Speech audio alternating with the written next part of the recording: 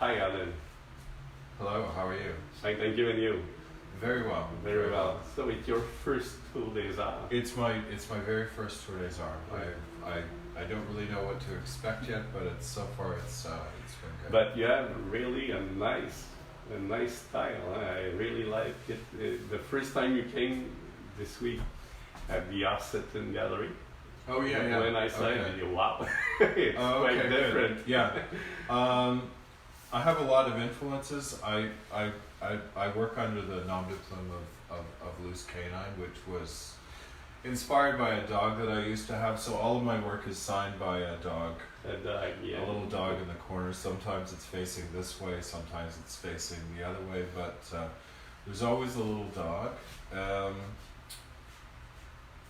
I have a whole bunch of influences that kind of surface as I go through the process of painting.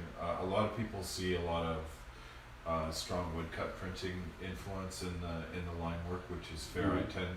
I don't really draw light so much as I follow forms with lines. Mm-hmm. So it's almost like a wireframe kind of approach to drawing forms. And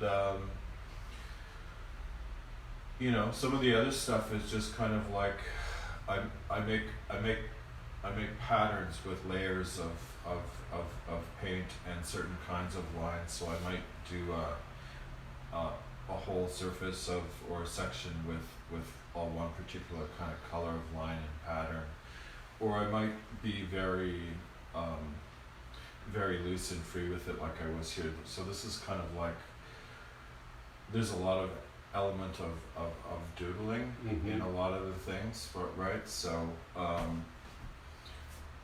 but it's all kind of held together by the very kind of deliberate line work.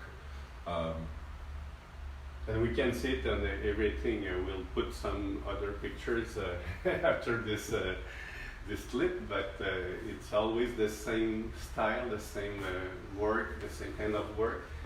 Yeah, and it varies, but there's certainly a commonality. I mean, sometimes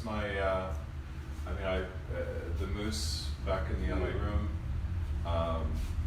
I painted it, and I could see a very strong Dr. Seuss kind of influence in the way the forms kind of came out.